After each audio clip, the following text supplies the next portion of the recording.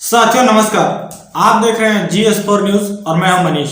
साथियों आज एक बहुत ही ज्वलंत मुद्दा लेकर के आया हूं और आज का मुद्दा है राष्ट्रीय सुरक्षा और मीडिया की चाटुकारिता, या यूं कहें कि मीडिया के गिरते स्तर ने राष्ट्रीय सुरक्षा को भी अपने हाथों में ले लिया है, या यूं कहें कि राष्ट्रीय सुरक्षा भी मीडिया के गिरते स्तर से खतरे में है। जी हाँ साथियों, टीआरपी नापने वाले एजेंसी बार्क के पूर्व सीईओ पार्थादास गुप्ता और अर्नब गोस्वामी, जो कि रिपब्लिक भारत के मालिक है और मुख्य संपादक भी हैं, इन दोनों के बीच का जो व्हाट्सएप चैट लीक हुआ है 500 पन्नों का, इस व्हाट्सएप चैट के लीक होने से पूरे भारत में हड़कंप मच गया है और साथ ही साथ सुरक्षा को लेकर के भी कई तरह के सवाल उठ रहे हैं। और ये सवाल सिर्फ अर्नब गोस्वामी या मीडिया पर ही नहीं बल्कि भारत सरकार पर भी उठ रहे हैं। जी हाँ साथियों, पार्थादास गुप्ता और अर्नब गोस्वामी के बीच का जो चैट 500 पन्नों का लीक हुआ है, उसी के आधार पर मुंबई पुलिस ने चार्जशीट भी दायर किया है और उसी को मशहूर वकील प्रशांत भूषण ने भी ट्वीट किया है।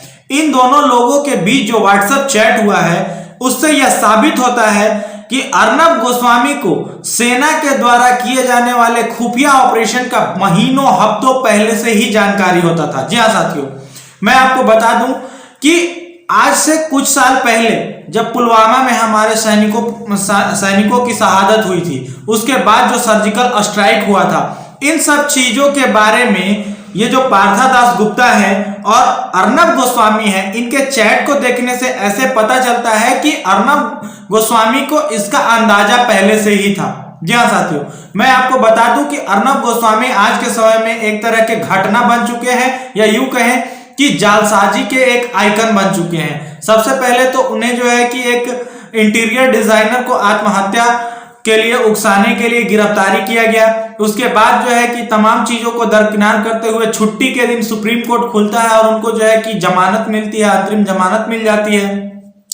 उसके बाद कई तरह के उन पर FIR दर्ज होते हैं और अब जो व्हाट्सएप चैट लीक हुआ है, उसने पूरे तरीके से झकझोर के रख दिया है और सुरक्षा को लेकर के बहुत बड़ा सवाल खड़ा किया है। जी हाँ साथियों, मैं बता दूं आपको, जो व्हाट्सएप चैट लीक हुआ है उसमें इन्होंने कहा क्या है, इन्होंने कहा है कि सभी लोग अभी श्रीनगर से निकले भी नहीं थे और हम लोग जहां भारत का जहाज गिरा है, जहां भारत का विमान गिरा है, वहां से लाइव कर रहे हैं। इसका मतलब आप समझिए कि ये कितना अंदरूनी बात है कि आखिर कैसे इतना जल्दी वो वहां पहुंच जाते हैं। दूसरा एक जो चैट है वो ये है कि अब जब पार्थादास गुप्ता पूरी तरीके से टीआरपी मामले में घिस चुके हैं, रगड़ा चुके हैं, सब कुछ उनका सामने आ रहा है, पकड़े जा चुके हैं, तो उनको कोई भी प्रॉब्लम आता है तो वो बार बार अर्नब गोस्वामी से मदद मांगने की कोशिश करते हैं। इसी में उन्होंने लिखा है कि पीएमओ में कोई प्रोग्रेस है, तो उसके जवाब में लिखते हैं कि पीएमओ को मैं दूसरी तरीके से डील कर रहा हूं। साथियों, डील का मतलब आप लोग सभी समझते हैं। डील का मतलब होता है सीधा तौर पर अगर डील की बात करें तो डील का मतलब सीधा ये होता है कि सौदा करना।